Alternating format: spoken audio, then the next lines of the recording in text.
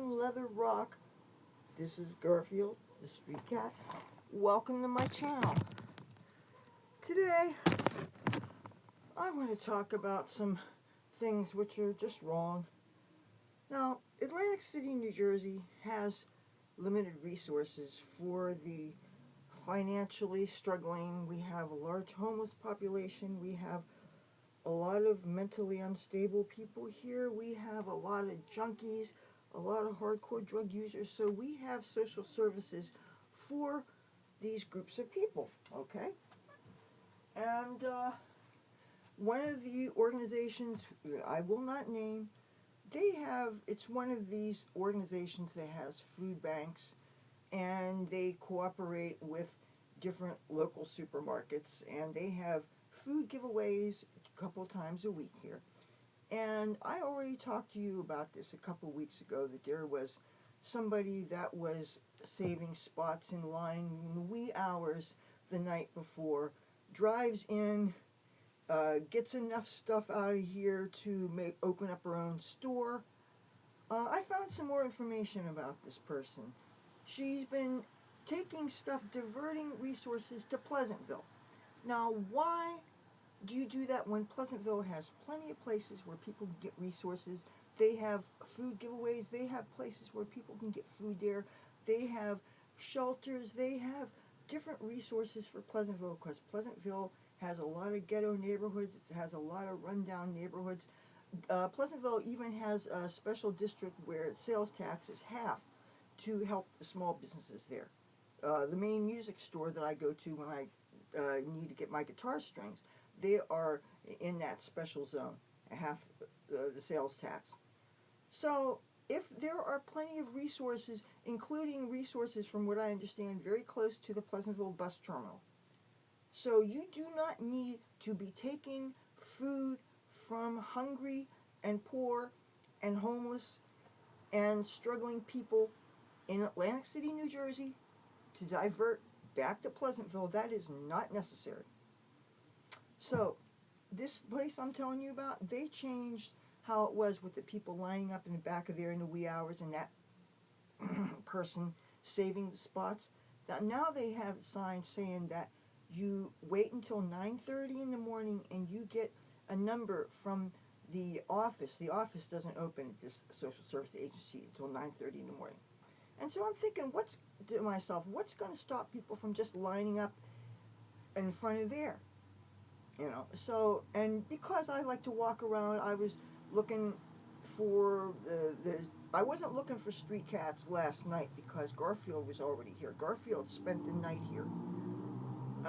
And so, but I was walking around because for the most part, we've been having steady rains, and then it was nice and sunny today, but then it just started raining again. So, but when I was walking around this morning, 6 o'clock, left my apartment, and don't you know, I'm thinking, oh, there's nobody lining up there. I'm going to be first, right? Don't you know, all the cars that happened to be there was one whose engine was running. And there was a box put where the driver's seat is, and there in the passenger seat, resting, was my nemesis, this awful woman, who apparently lives in Pleasantville. She has been the one that's been going there, saving all the, saving for her and for two other people, and getting, she gets, if you saw how much food she got out of there, she has one of these big laundry carts that has an extra shelf in the front, the kind that you can't put too many heavy stuff because it would tip over, and she has it filled to the brim. Not only does she get all this stuff, but when they have served everybody, they let people come for any seconds, and she loads up. My God, I am not exaggerating when I say how much stuff she takes out of there. So she was there first thing in the morning, and I tried to be nice to her first. I said good morning to her, and she said good morning. And then I just got so angry. I said, you know what, this is not fair.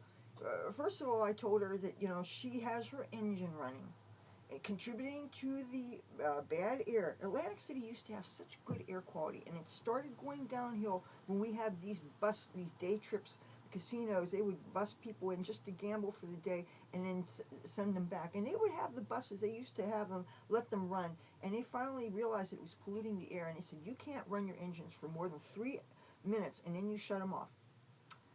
So, but they don't have signage on all these little streets around here. And so she said that the air quality, you live down there, it isn't going to bother you. I said, there's no need to keep your engine running for hours. She had her engine running. Now, it was not 32 degrees, so she had to keep her heater running. There was no need for this. No need for this. Oh, and she had a very new looking, very well done car. I mean, so many things are wrong. I know that just because you have a vehicle doesn't mean that you don't deserve services, but my God, she was not some struggling person that was living in her car. I know what it's like to live in a car. Oh, Garfield just snuck out. Hey.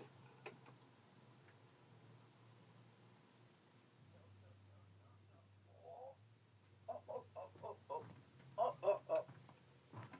He just wandered down the hall. So, okay, I was really pissed off at this point. I'm thinking I don't want to be standing near this woman.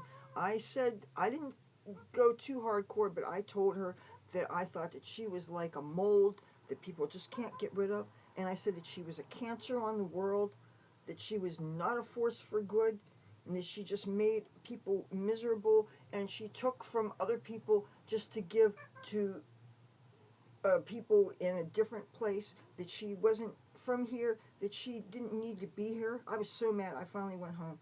Well, I came back just before 9:30, and I got a number 8. Okay, so then I'm thinking, okay, I don't need to go back until 11 o'clock, right? Because you're supposed to, I'm thinking if we have numbers, that means you line up according to number, right? Ask any little kid, if you get numbers for things, that would mean that you go see what your number is and you line up. Kids know their numbers. Little kids do. Well, so I showed up just before 11 o'clock, and they opened up early. And they started letting people in line. They said, oh, you should have been here, you should have been here. There must have been 20 people got in here before I did, so, and I was number 8. So they weren't even checking the numbers on people to have them in order. So that whole pretense of them getting numbers and everything to stop the shenanigans did not do any good, because the scumbags that were in the front, because they cheat, because they show up at 1 o'clock and sleep in their car in front of the place, they still get theirs. The only thing different is they say that you can't have a number for a whole family, but guess what? They were still letting whole families in, and they were giving each little kid that was in there, giving things. Like if there was a family that had 5 or 6 little kids, they let each little kid go in and grab dessert, grab their own dozen eggs. What does a family, even a family of 7 people, 5 kids, and I'm guessing a mother and father, do they still have nuclear families anymore? What do you need 7 dozen eggs for? There's something I don't know. So yeah, the corruption continues. And I was just, oh, and then the woman, Garfield, where are you going? Hey. Excuse me.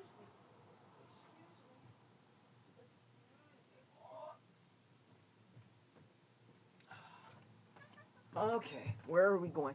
Then she had the nerve to complain because somebody who volunteers for there, who knows, I guess, what a grumpy woman she is, would not give her something special extra that she asked for. And she said, nobody has a problem with me except him. And they said, oh, he's not a paid person, he's a volunteer. I said, well, you shouldn't be volunteering if you're not nice to the public. And I'm thinking, she has no room to talk. Everybody's on to how mean she is, how nasty she is, how greedy she is, how selfish she is.